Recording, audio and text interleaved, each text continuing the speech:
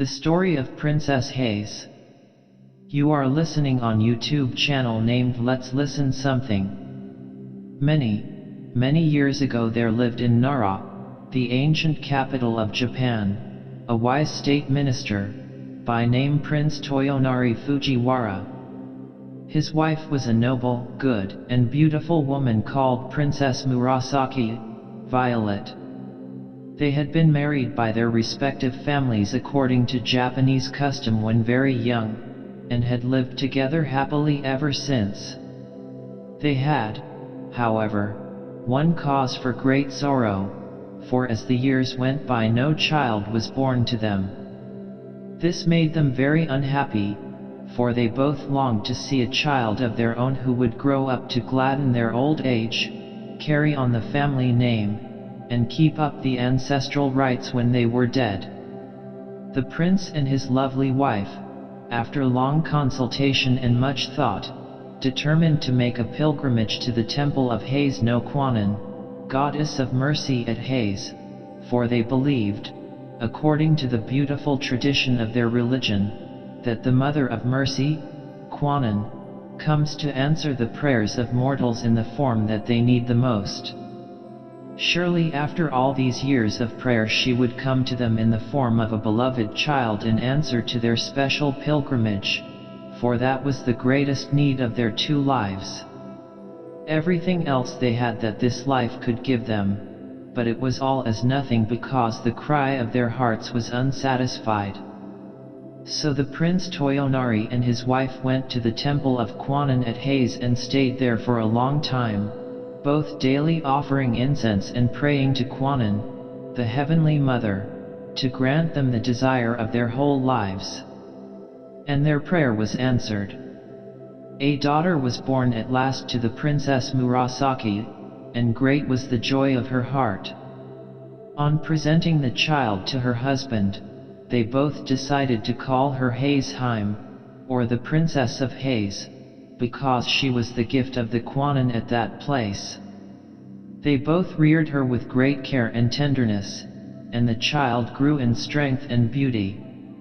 When the little girl was 5 years old her mother fell dangerously ill and all the doctors and their medicines could not save her.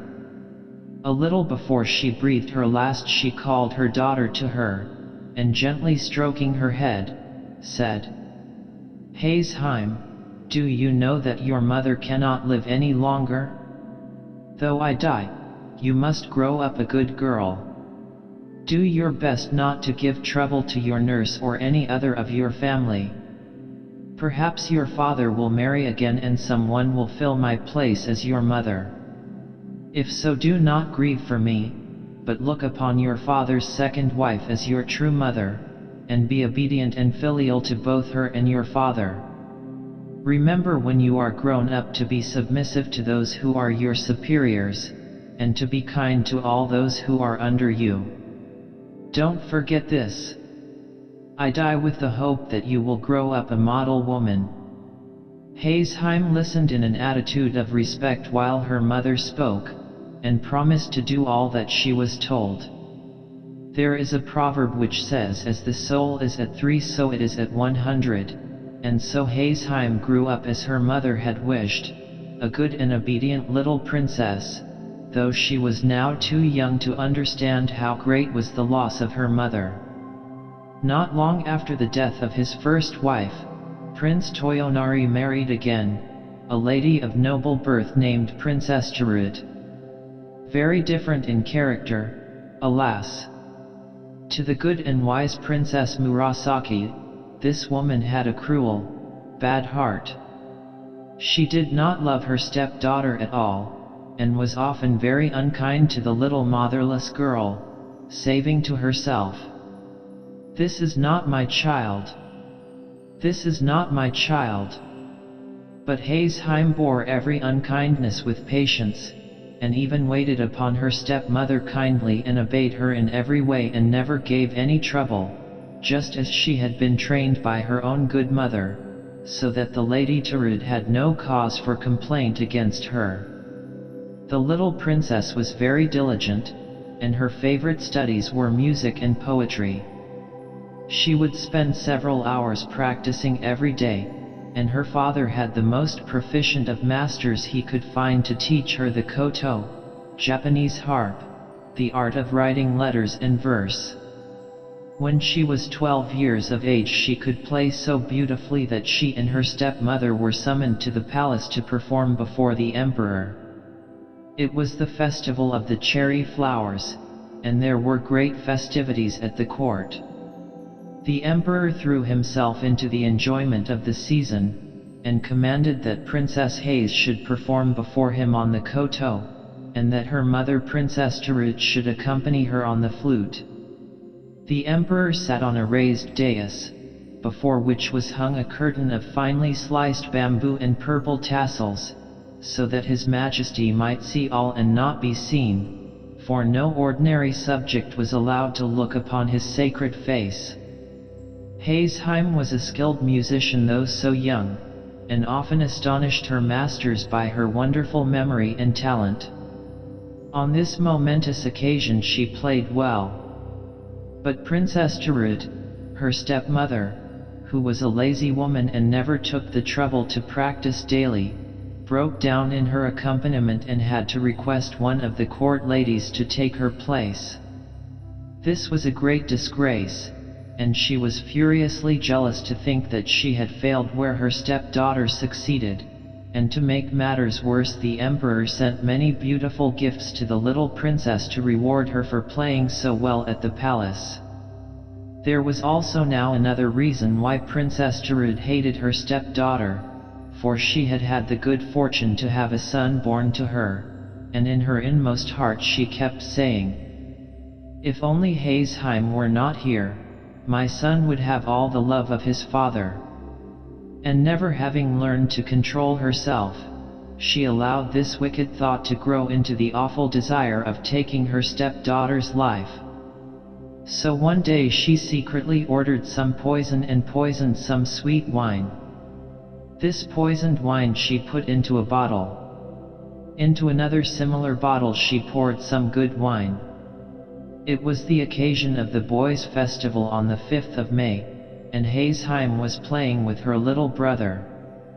All his toys of warriors and heroes were spread out and she was telling him wonderful stories about each of them.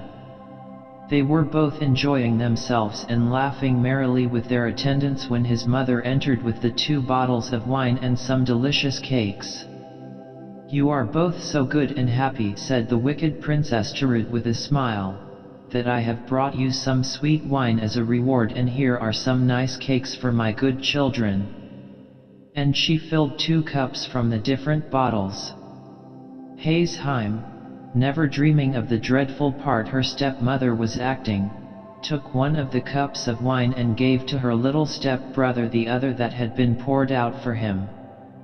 The wicked woman had carefully marked the poisoned bottle, but on coming into the room she had grown nervous, and pouring out the wine hurriedly had unconsciously given the poisoned cup to her own child. All this time she was anxiously watching the little princess, but to her amazement no change whatever took place in the young girl's face.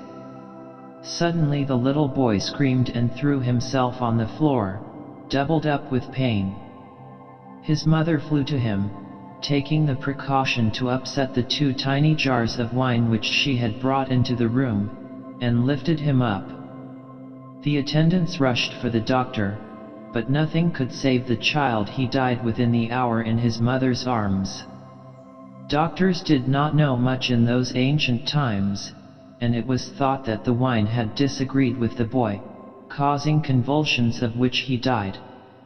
Thus was the wicked woman punished in losing her own child when she had tried to do away with her stepdaughter, but instead of blaming herself she began to hate Hase more than ever in the bitterness and wretchedness of her own heart, and she eagerly watched for an opportunity to do her harm, which was, however, long in coming.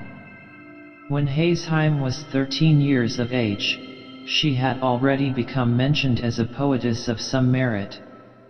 This was an accomplishment very much cultivated by the women of old Japan and one held in high esteem.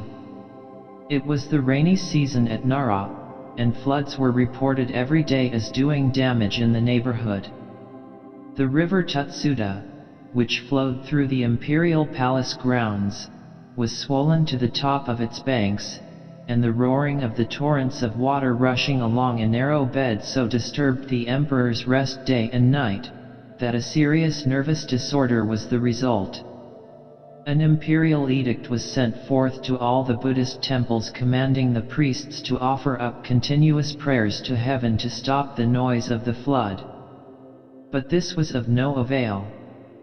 Then it was whispered in court circles that the Princess Hase, the daughter of Prince Toyonari Fujiwara, second minister at court, was the most gifted poetess of the day, though still so young, and her masters confirmed the report.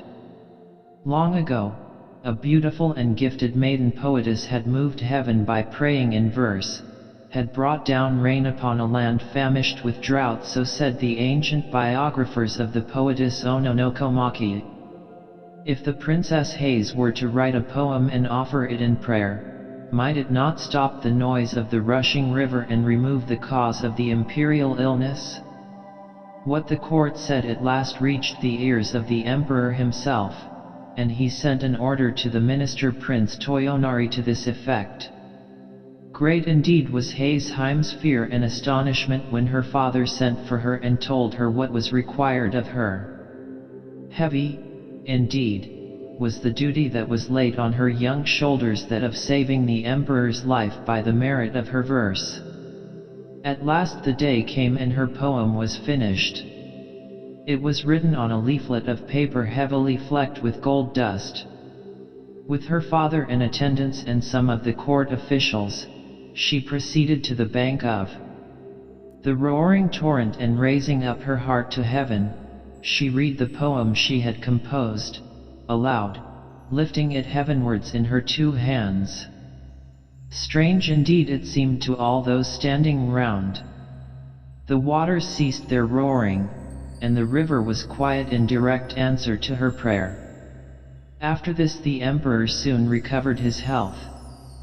His Majesty was highly pleased, and sent for her to the palace and rewarded her with the rank of Chinjo, that of Lieutenant General, to distinguish her.